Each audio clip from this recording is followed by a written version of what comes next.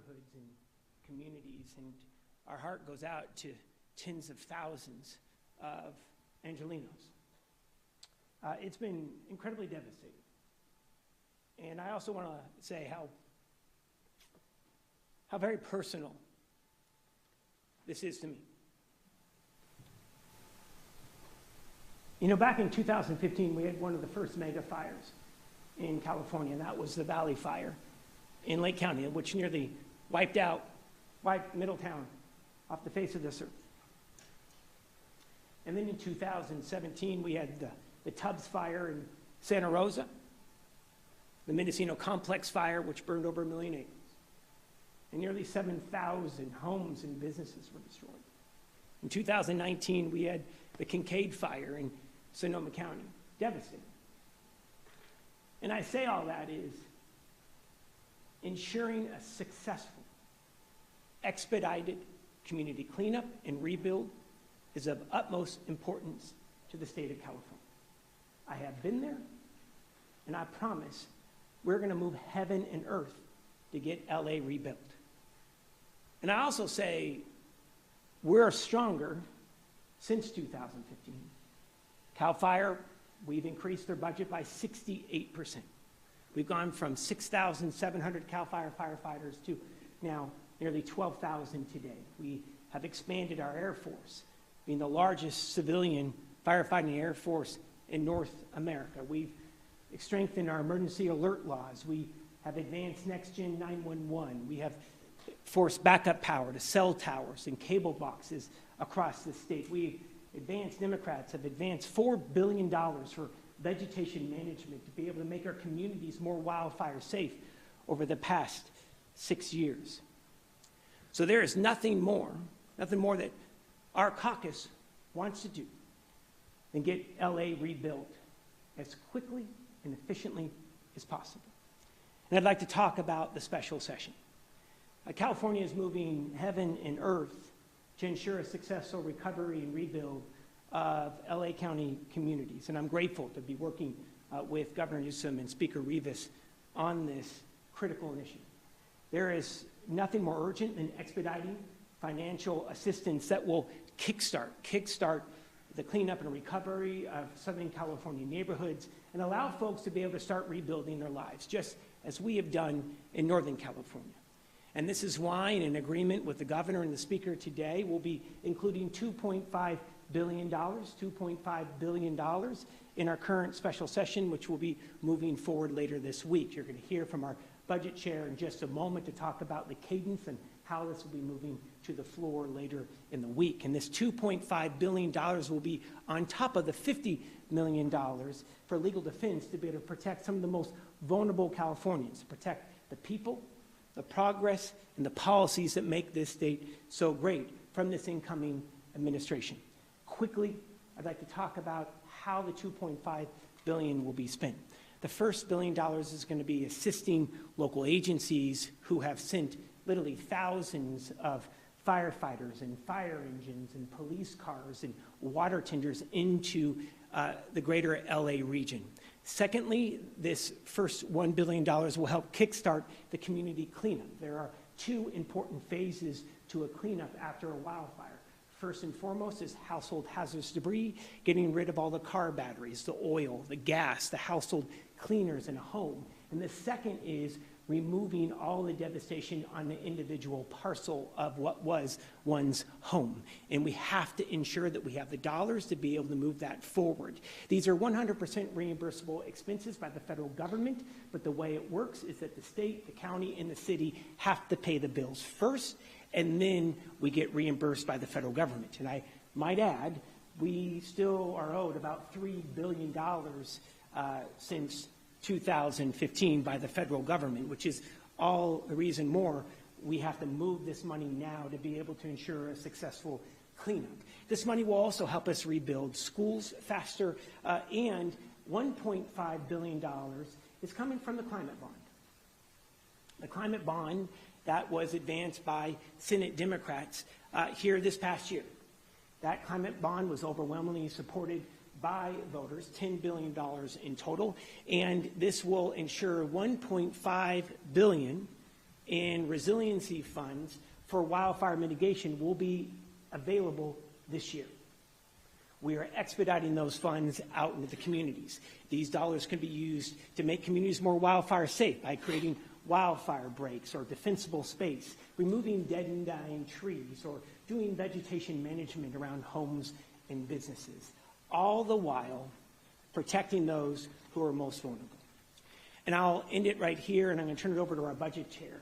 I've had a lot of questions about policy on top of additional budget and what can be expected this year from the Senate. So I look at these dollars as a down payment to the neighbors of the greater LA region. I promise you, Speaker Rivas and, of course, the governor will be committed to this as well. There is more help on the way. On policy, I believe that we need to enhance protections for renters against price gouging. We need to work with the county assessor. I had a great phone call with Jeffrey Prang, the LA county assessor, yesterday, and his team about timing of property tax payments, and we're going to need to backfill lost property tax in LA County and the communities to make sure that they are kept whole. That is going to be absolutely critical. We had a kickoff meeting just yesterday on that. We're going to need to work with individual financial institutions on mortgage relief. What we see in a lot of fires is that folks are expected to be able to continue to pay their mortgage even though they no longer have a home that exists on their lot. And we're going to need to work with individual financial institutions on mortgage relief. I have been championing this for quite some time. We need to transition CAL FIRE's seasonal firefighters and make them permanent. It is absolutely critical to the long-term safety of this state. We need to streamline and speed up the rebuilding of homes and businesses and places of worship. We need to work with the Insurance Commissioner, Department of Insurance, to expedite payments, and of course, prioritize safe drinking water and to be able to modernize utility infrastructure. And by the way, this is all going to be happening in both the Assembly and the Senate. And I want to say thank you to Speaker Rivas, who's working with his caucus to be able to advance similar pieces of legislation. And this is going to be about collaboration this year, working hand in hand with the Speaker and the Governor to ensure that we are delivering for the people of Los Angeles. And I am forever grateful for the Speaker. I had an opportunity to go meet with him and the Governor earlier today, and I know the Speaker is just as passionate and focused on these issues as our caucus is, and it's all about helping those who need help the most. I'm going to turn it over to our budget chair so we have to talk about special session. Thank you, Mr. Pro Tem. Hi, everyone. In our special session, we have two bills that are moving forward. One is to allocate $25 million to the Department of Justice in terms of all the litigation that we unfortunately anticipate with the Trump administration. I wish that there would be no litigation, but we know from President-elect Trump's first term that they tend to violate the law, and so sometimes California needs to rely on the courts to uphold the law. And it's not just the law in the abstract; it is actual rights for Californians on a day-to-day basis, whether it's access to health care, whether it's access to education, whether it is around being able to continue to be together as a family as opposed to having families torn apart through the deportation process, and so on and so forth. And so we are, this is very important. And then the second $25 million is to enhance legal services so that Californians have access to legal counsel and can protect their own individual rights if they are violated by this administration. So the special session is incredibly important, and we are prepared and will definitely be prepared when this administration takes office and does whatever it's going to do. We will be ready to defend California, to defend California residents, and to defend our values. We also are, these fires are really less than a week old, and we are allocating $2.5 billion to initiate the recovery and cleanup and the rebuilding of Los Angeles. We are so deeply committed as a state There's no Northern California and Southern California right now. We are all just California. And so it's like less than a week, and we are allocating $2.5 billion. And I'm really proud that we reached that agreement so quickly to help our neighbors in Los Angeles. I do just want to say, because there has been this bizarre narrative put out by some of my Republican colleagues that somehow, like, that you have to choose between supporting LA's recovery and defending California against Donald Trump, that there's something inconsistent between doing both of those and you have to pick. And so they're running around saying, oh, well, because you're allocating funds to defend California against Trump, that therefore you are not helping LA with the wildfires, which is absolutely false. The state's already been actively helping LA, and now we're making a very significant investment very quickly to do so. We can do both, and in fact, we have to do both for the reasons I just explained. And in terms of just LA's recovery, defending California against Donald Trump is critical for LA's recovery, because we know that this incoming administration has already told us that they intend to mess around with LA's disaster relief money. Senator John Barrasso went on Meet the Press yesterday and said that they're going to put strings, quote unquote, on LA's disaster relief funding. Joe Biden didn't put strings on North Carolina's recovery money. Can you imagine if Joe Biden had done that, what the outcry would have been? But that's a senior Republican senator went on TV yesterday and said that. And then today, Speaker Mike Johnson said that Los Angeles's disaster relief may get tied to an increase in the debt ceiling. So they are playing games with people's lives. This is about people's lives. And so we need to defend California against the attacks from this administration, including its efforts to sabotage, undermine disaster relief for Los Angeles.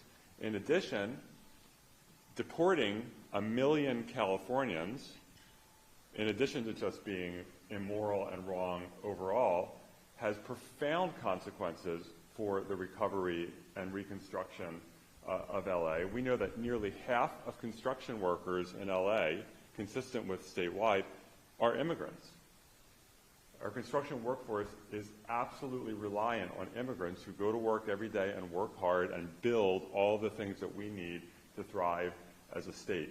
And so to deport a big swath of our construction workforce will profoundly undermine LA's recovery.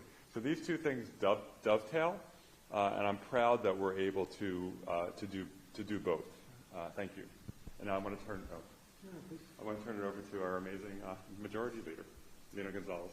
Good evening, everybody. Just want to build off of what our good senator had mentioned, as well as our pro tem. As the majority leader, but also as the chair of the Latino caucus, these are Californians who are undocumented who have contributed nearly $9 billion to the Californian economy. So this legal defense needs to move forward. There are folks in this building who have family members who may be undocumented. There are real repercussions, to our economy and to the LA wildfire recovery efforts, as has been mentioned by Senator Wiener. We know that. There are folks right now that are undocumented that are actually cleaning up debris back in Los Angeles.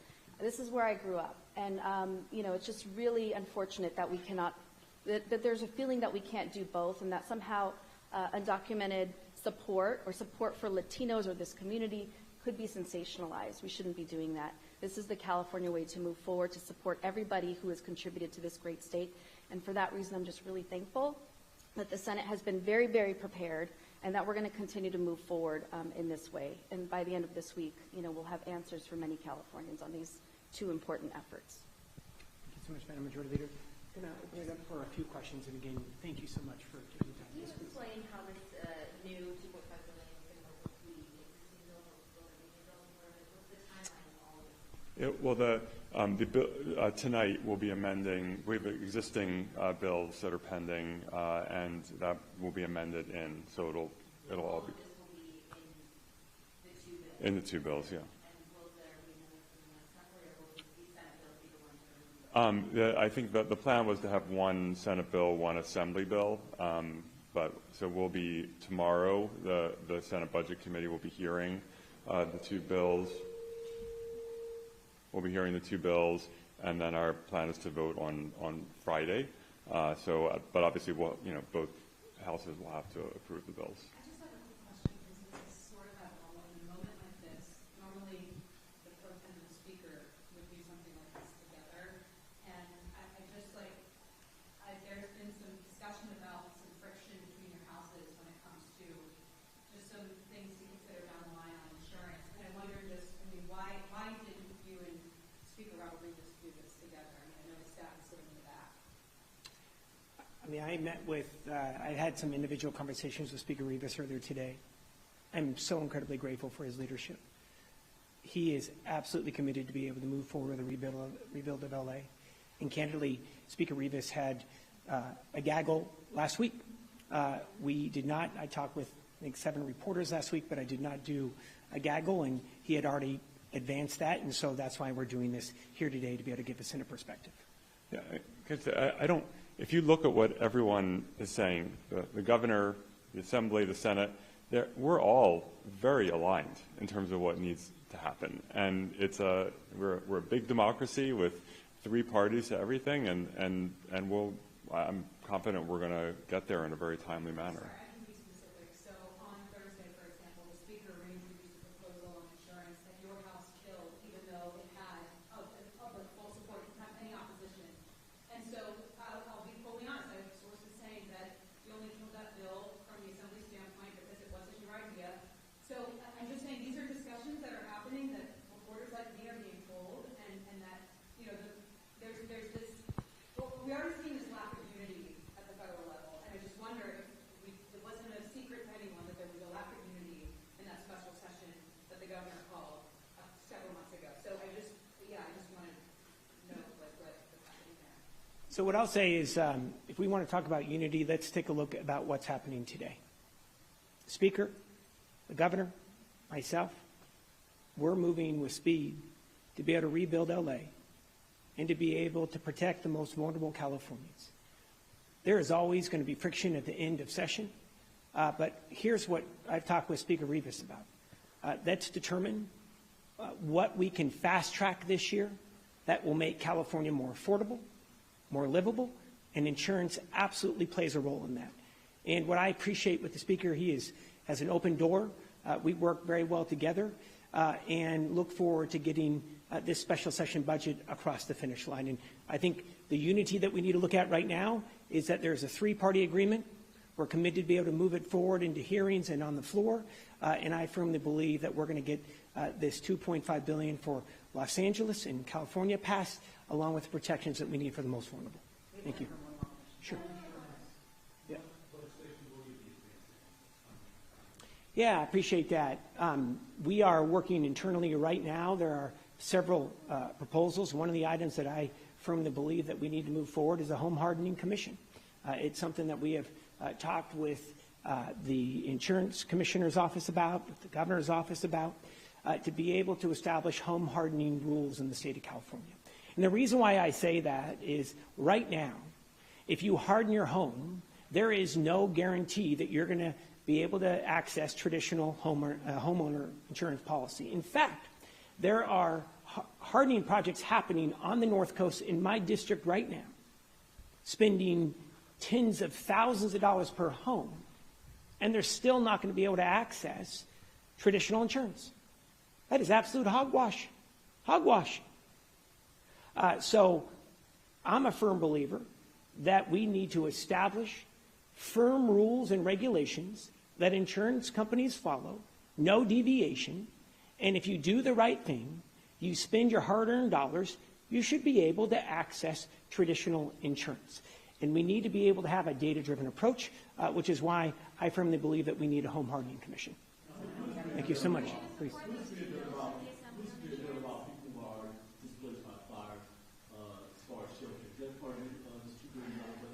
Yeah, there's just under approximately 800 in LA shelters as of this morning. And there are thousands of others who are staying at individual family members' homes, friends' homes. So yes, there's a couple of focus areas I think we need to have for the most vulnerable in the communities that have been impacted. Number one is we need to be able to focus on getting folks federal assistance. There are FEMA grants available even as we speak, and continuing assistance for short-term living up to 6 months for FEMA. And we need to be able to connect them to that assistance here within the communities that they live in. Number two, we just had a caucus conversation about this very thing, especially for folks in Altadena, who as you all know, Altadena was formed after there were redlining in Santa Monica and Malibu and Pasadena. And those are middle-class folks. Some folks who are struggling to be able to pay their rent each and every month, who are going to need the greatest assistance. And we may need to look as a state investment in assisting those families to ensure that they can continue to call Altadena home for generations to come. We also able to provide for counseling and mental health crisis that we can come in. You're absolutely right. So a few things on that, and if I'm not being firm enough, please, I know you push back on me, but we need to be able, what I will say, and again, I don't mean to get emotional with you, and I apologize that I do, but the emotional scars that come from these wildfires, they are deep. And we need to work with the federal government. We have dispatched dozens of mental health professionals from the state, from across the state into the fire region to be able to assist. But this is going to be long-term. And I want to be very clear. This is going to be a bumpy road. This is one of the largest cleanups that we have seen in this nation, community cleanups that we've seen in this nation's history. We got to go. And so I just want to finish up and just say mental health is absolutely critical. It's one of the biggest unmet needs that we saw during the fires in Northern California, and we may need to supplement some funding to be able to expand mental health within the communities of impact. And I'm sorry that we're going to need to be able to get going. I really appreciate it. Thank you so much, all of you. What happens to the $1 billion if FEMA doesn't reimburse it with Trump taking office? Is the state going to have a hole in its budget? To logistical?